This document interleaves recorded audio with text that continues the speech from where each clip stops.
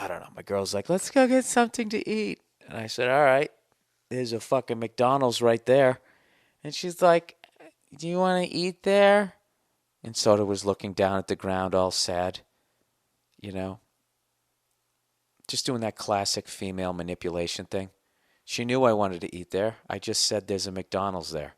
And then why would she say, do you want to eat there? And look down at the ground.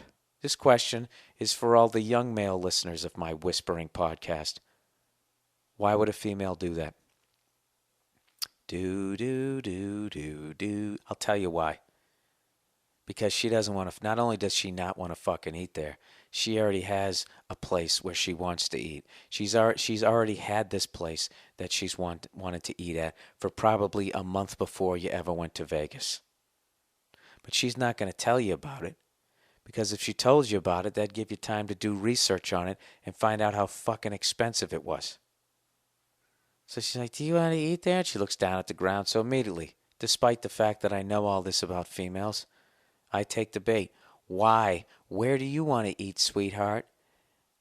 There's this burger place at Mandalay Bay. I heard it was really nice. Do you ever watch Top Chef? Only when you're watching it, sweetheart. I don't like that show. Fucking show is annoying. I hate when the chef starts screaming at those people. His fucking foreign accent. You call that a fucking grilled cheese sandwich? Get the fuck out of my kitchen.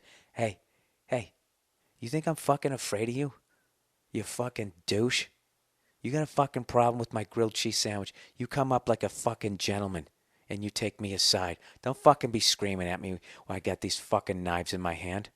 I'll stick it right through your goddamn trachea. What do you think about that? Huh? I'll give you a fucking blowhole right out the front of your fucking neck. Get out of my goddamn face before I take you by your fucking hair and mush your face into this pile of shrimp. Huh? That I haven't taken the shells off, so I'll give you a bunch of little razor cuts. Sorry. That's the good shit at Mandalay Bay. The bad shit is we go to this fucking burger place. I can't even remember the name of it. We go in there, and I order a $16.50 fucking Kobe beef burger.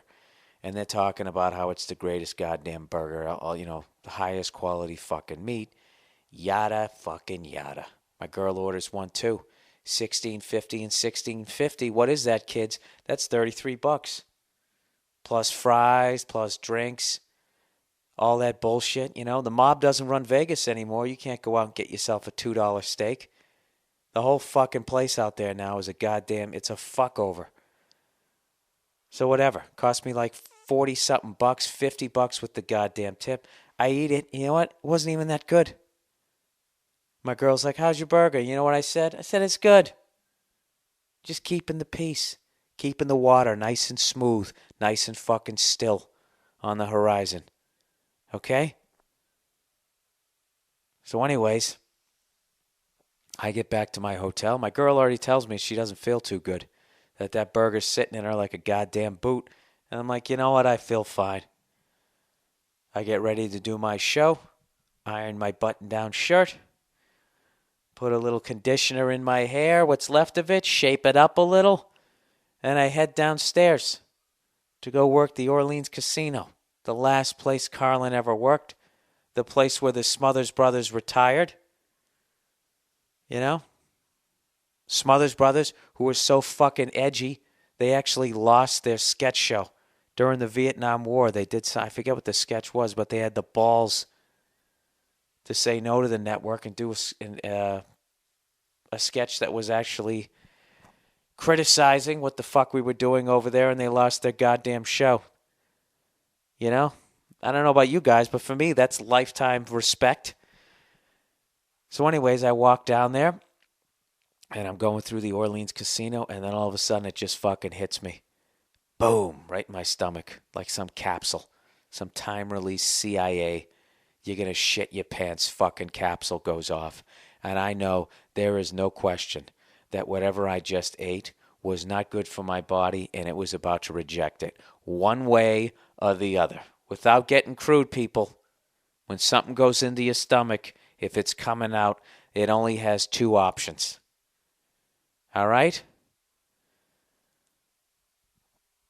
Anyways, I just thought of a really, really bad joke for the fucking third one, and I'm not going to say it. But it involved stabbing yourself in the stomach, and you can fill in the blanks on that one. All right.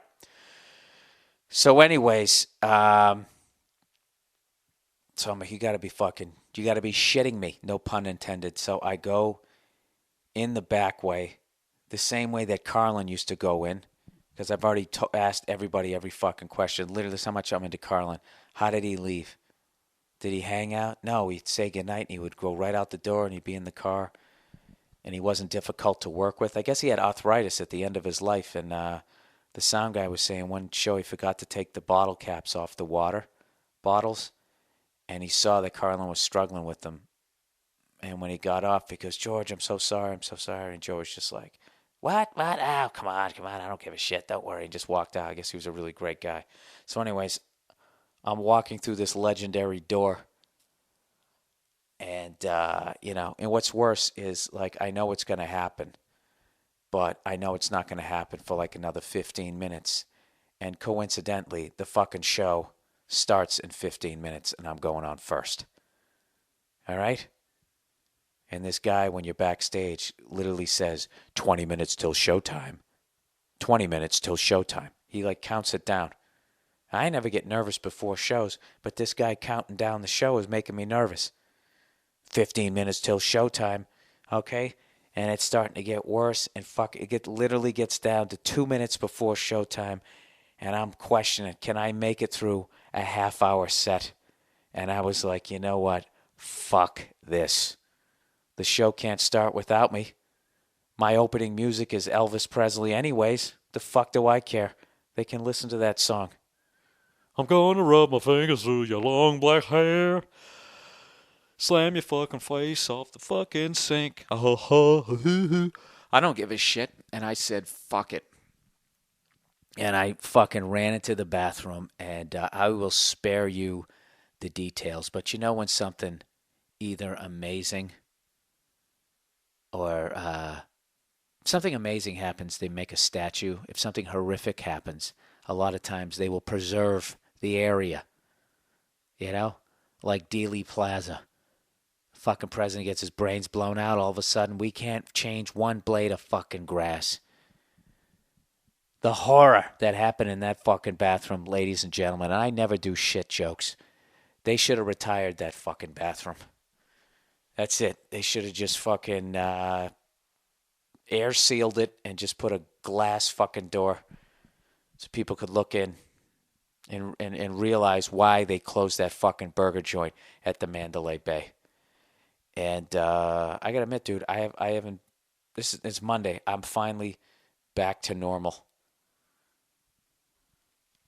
So there you go. There's my big shit story. I had a burger over at the fucking Mandalay Bay, and it almost ruined my fucking show over at the Orleans. So if you guys saw me, anybody saw me Saturday night, all right, you want to talk about a professional, because I extra fucking killed on that show. If you knew what the fuck happened, just know that. The next time you go to Vegas and you go to see Barry Manilow and he's singing that song Mandy, you something, and you something, but I still want to fuck you, oh Mandy, right? Just know that he could have just been shitting his fucking brains out 2 minutes before he put on his rayon fucking slacks with his horrific plastic surgery. His yank back face. I bet, I was going to say he'd need another facelift if he fucking shit the way I did before my show. But that's actually not true. There's no strain. There was no straining. Anyways, all right, Bill. Jesus Christ, enough already.